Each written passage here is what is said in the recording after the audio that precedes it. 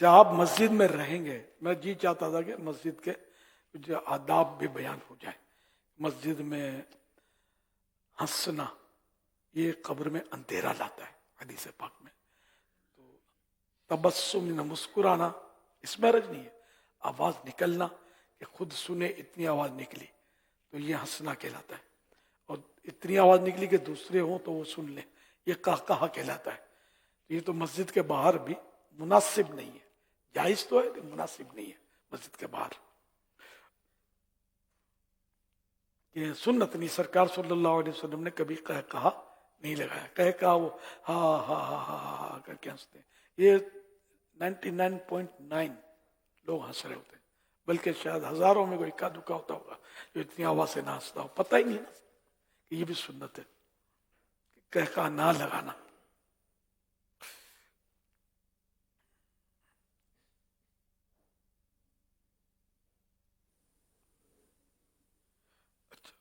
اعلیٰ حضرت رحمۃ اللہ علیہ نقل فرماتے ہیں جو مسجد میں دنیا کی بات کرے اللہ پاک اس کے 40 برس کے نیک اعمال اکارت یعنی برباد فرما دے. منہ میں بدبو ہونے کی حالت میں گھر میں پڑھی جانے والی نماز بھی مکروہ ہے، اور ایسی حالت میں یعنی منہ یا کپڑوں یا بدن سے پسینے یا کسی بھی طرح کی بدبو آنے کی حالت میں مسجد میں جانا حرام ہے. مسجد میں جب رہتے ہیں نا تو وہ منہ کی صفائی تھوڑا کم ہوتی ہے، تو اس کا خاص خیال رکھنا. خوب صفائی کرنی ہے. مسجد میں بدبو کی حالت میں داخل نہ ہو. مسواک کی سنت ادا کریں، اور مسواک اچھی طرح مطلب کرنی ہے. خالی یہ کیسے ہوا؟ اچھی طرح اچھی مسواک کو صحیح کریں گے نا تو انشاءاللہ دانت صاف ہو جائیں گے اور بدبو بھی چلی جائے گی انشاءاللہ الکریم. دو چار کے پاس تو ہے مسواک ماشاءاللہ ہے، نکل رہی بھائی. یہ ہتھیار نکل رہا ہے ماشاءاللہ. واہ بھائی سنت کا ہتھیار لے کر آئے ہیں. سبحان اللہ. یہ ہر وقت ساتھ ہونا چاہیے. آقا کی سنت سینے کلیجے سے لگا کر. فیضان مسواک. اچھا آگے لگا سکتے ہیں ٹھیک ہے، نہیں لگا سکتے نو پرابلم. جہاں بھی رکھیں آپ. پینٹ پہنتے پینٹ کی جیب میں رکھ لیں. یعنی اب مسواک اپنے ساتھ ہونی چاہیے. یہ آقا کی سنت بس قبر میں ساتھ جائے. مجھے مسواک کی حاجت نہیں ہوتی اتنی یہاں کرنے کی. اب میرا گھر تو مسجد کے ساتھ ہے، مسجد اندر سے آ گیا ہوں، تو میں مسواک کوشش کرتا ہوں باہر نکلتا ہوں خاص کر تو رکھتا ہوں اپنے پاس.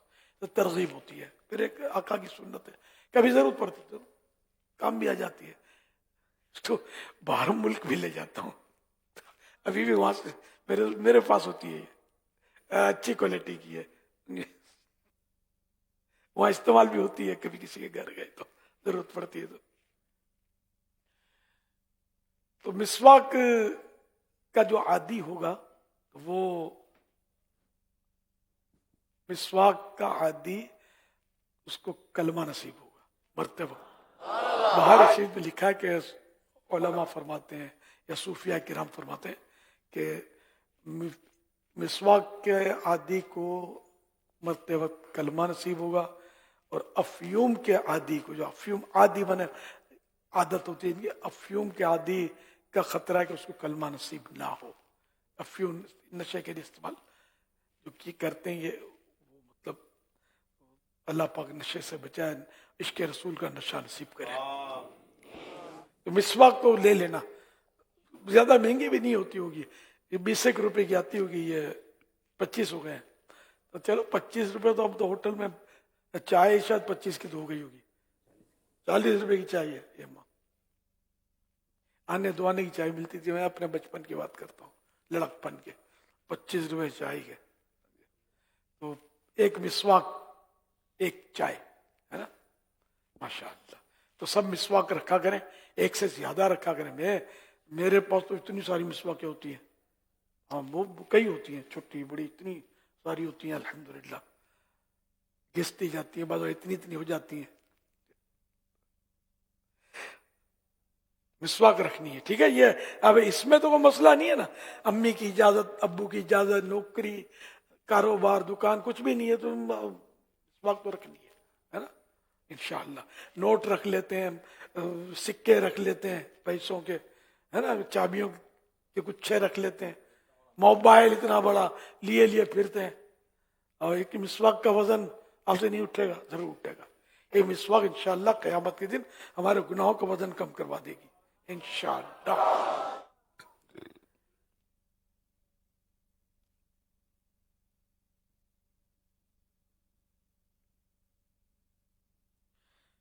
جب مسجد میں ری خارج کرنا منع ہے. مسجد میں ایسے بچوں کو پیمپر باندھ کر بھی لانا گناہ ہے جن کے بارے میں غالب گمان ہو کہ پیشاب وغیرہ کر دیں گے یا شور مچائیں گے. بڑے بچے بھی جو ہوتے ہیں نا، سمجھدار ہوتے ہیں، اگر وہ شور مچاتے ہیں مسجد میں، ان کو نہیں لا سکتے مسجد میں. اکیلا شور نہیں مچائے گا، پتہ ہے، اور کوئی بچہ وہاں نہیں ہے تو ایسی صورت میں لایا تو حرج نہیں ہے. لیکن ایک سے دو ہوتے ہیں تو پھر ہٹ جاؤ، یہ میدان ان کے لیے ہوتا ہے، تو پھر آپ کو بچے کو لے جانا ہے. اس کی نوبت ہی نہیں آنے دینی کہ یہ شور مچائے. یہ تراویح میں اور اس میں زیادہ اس طرح کے معاملات مسجدوں میں دیکھے جاتے ہیں. جمعے کو ہوتے ہیں کہ بچے، مائیں بھیج دیتی ہوں گی کہ یہ سیکھے گا. اب یہ کیا سیکھے گا یار، جو بیچارے سیکھتے ہیں ان کو بھی سیکھنے نہیں دیتا، جو پڑھتے ہیں اس کو پڑھنے نہیں دیتا. تو ایسے بچوں کو مسجد میں نہ بھیجا جائے. مسجد عبادت کے لیے یہ ہمارا پلے گراؤنڈ نہیں ہے. مسجد میں پاگلوں کو یا ان آصیب زدوں کو جو چھل کود وغیرہ کرتے ہوں، ایسے مریضوں کو جن کی وجہ سے لوگوں کو گھن آتی ہو، لانا گناہ ہے. اور ان سمجھدار بچوں کو لانا بھی گناہ ہے جو وہاں باغم باغ کرتے، شور مچاتے اور نمازیوں کی پریشانی کا باعث بنتے. فرش مسجد پر لوگوں کے گرے پڑے بال یا ہلکا پھلکا کچرا ڈالنے کے لیے ہو سکے تو ایک چھاپر جیب میں رکھ لیجئے.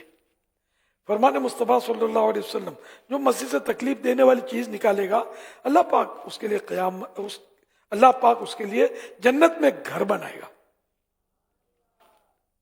پسینے اور منہ کی رال وغیرہ سے مسجد کے فرش، دری یا کارپیٹ کو بچانے کے لیے جب بھی مسجد میں سوئیں اپنی ذاتی چادر وغیرہ ہی پر سوئیں. یہ خیال رکھنا ہے 3 دن والے جو ہے نا ان کو، ورنہ تو یہ کرنے آئے تھے نیکیاں اور کر بیٹھے بدیاں، انہیں ثواب کے بدلے گناہ لے کر پلٹے.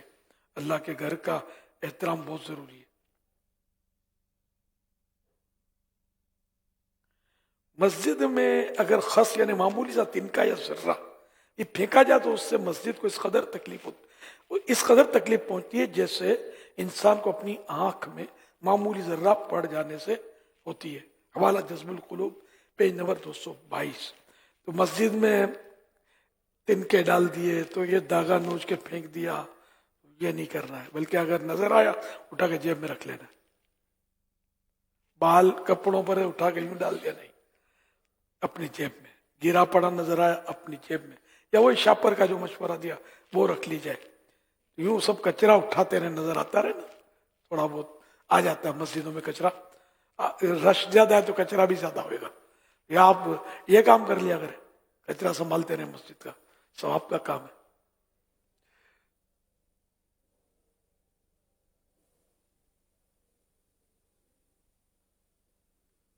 اعضائے وضو سے مسجد کے اعضائے وضو سے پانی کے قطرے فرش مسجد یعنی مسجد کی زمین پر گرانا ناجائز و گناہ ہے. البتہ فنائے مسجد میں قطرے ٹپکانے کا یہ حکم نہیں. مسجد کی دریوں اور کارپیٹ وغیرہ سے دھاگے اور چٹائیوں کے تنکے نوچنے سے پرہیز کیجیے. ہر جگہ مثلا کسی کے گھر یا کہیں محفل وغیرہ میں جائیں تب بھی، بلکہ اپنے گھر کی بھی چٹائی پر تنکے وغیرہ نہ گرنے دیں. اپنے گھر کی چٹائی پر بھی اپنے گھر کی چٹائی، دری یا کارپیٹ، اس سے بھی دھاگے وغیرہ نہ نوچے کہ اس سے اس کی قیمت میں کمی آئی ہے اور یہ خراب ہوتا ہے. اس سے خاص کر مسجد کا تو ظاہر ہے کہ بڑا مسئلہ ہو جائے گا اگر کوئی داغا یا تنکا نکال دیا تو کیسے اس کا حل کیسے نکالے گا، ہے نا؟ جس نے کسی نے رکھی ہے مسجد میں وقف کی ہے، وقف کا مال ہے یہ۔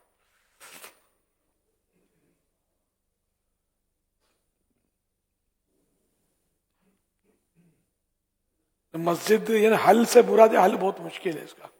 اب اس کو ڈیمیج کر دیا، کارپیٹ بچھا ہوا ہے، سپوز کرو کہ 1000 روپے کا کارپیٹ ہے، 1000 کا نہیں ہوگا، زیادہ کا ہوگا، 1000 روپے۔ اب ہم نے سر کر کے وہ کا دھاگا کھینچ لیا، اس میں آ گیا شارٹ، ایک کوالٹی کا جو تھا اب کیوں بی کوالٹی، بی کوالٹی کبھی سی کوالٹی کا ہو جاتا ہے، زیادہ ڈیمیج ہوتا ہے تو اس میں فالٹ آ جاتا ہے، تو یہ پھر وہ سستے داموں بکتا ہے۔ تو آپ نے 1000 روپے کی اس میں سے ایک دھاگا کھینچ لیا، تو اب یہ کارپیٹ والا بچائے گا کہ اس کا دام اب کیا آئے گا، کتنا نقصان ہو گیا اس میں۔ تو یہ سارا آیا پیمنٹ کرنا ہوگا یا کیا، تو یہ طرح کے میں بھی فیصلہ نہیں کر سکتا، مفتی صاحب بھی بتا سکتے ہیں۔ تو بہت رسک ہے یہ چٹائیوں کے تنکے اور دھاگے، تو بالکل یعنی کہ اس کی قیمت خراب کر دیتے ہیں۔ دیواروں پہ لکیریں ماریں گے تو چونے اکھڑیں گے تو رنگ اکھڑیں گے، بڑا مسئلہ ہی ہے۔ جتنا چونا رنگ اکھڑا یہ سب دوبارہ لگوانا پڑے گا اس کو مسجد میں، کسی کے گھر میں بھی یہ نہیں کر سکتے، نقصان نہیں پہنچا سکتے۔